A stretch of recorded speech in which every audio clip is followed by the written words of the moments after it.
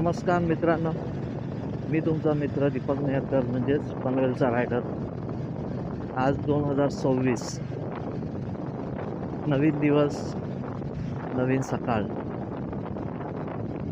पण काहींच्या काल मी रील्स बघितल्या की 2025मध्ये आम्ही बरबाद झालो, 2025ने आम्हाला काही नाही दिलं. ते 2025ने तुम्हाला दिलं, पण ते तुम्हाला अचीव नाही करता आलं किंवा तुम्ही त्याच्याकडे दुर्लक्ष केलं. 2025ने भरपूर काय दिलं. बरं ठीक आहे, 2025 नसेल दिलं, पण आता 2026 चालू झालं आहे. 2025मध्ये नाही मिळालं, त्यातून तुम्ही काय शिकले असाल तर 2026मध्ये आलेल्या संधींचं सोनं करा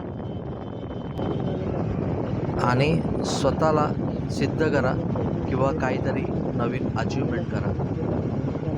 परत आपल्याला असं नको वाटायला की आपण परत हरलो.